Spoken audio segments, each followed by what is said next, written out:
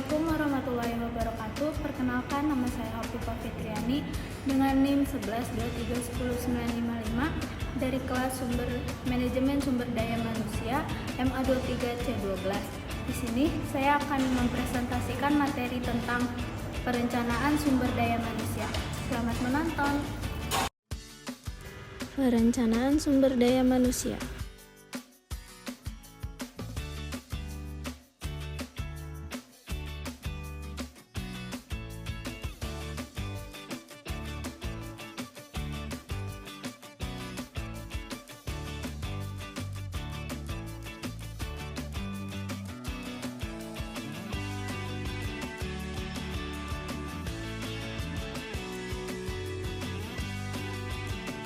Pengertian perencanaan sumber daya manusia.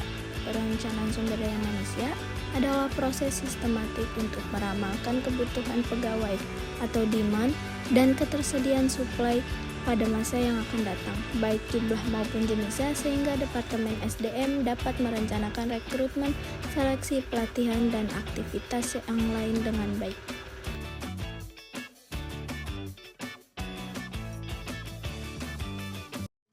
Adapun tujuan perencanaan sumber daya manusia meliputi 1. Memperbaiki pemanfaatan sumber daya manusia.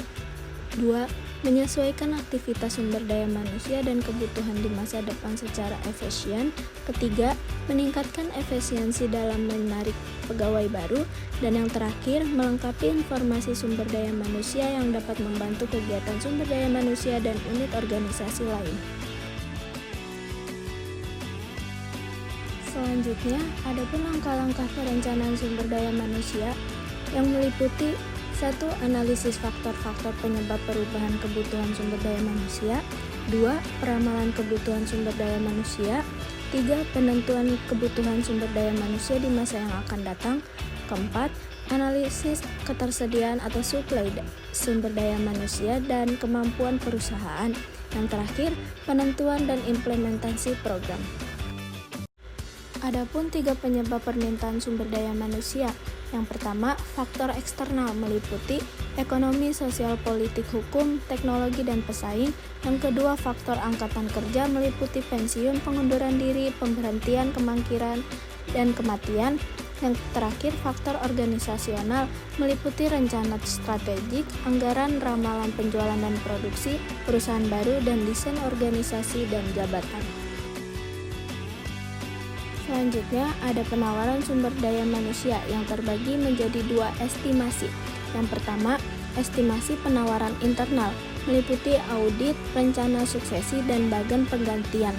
Yang kedua, estimasi penawaran eksternal, meliputi kebutuhan eksternal, analisis pasar tenaga kerja, sikap masyarakat, dan demografi.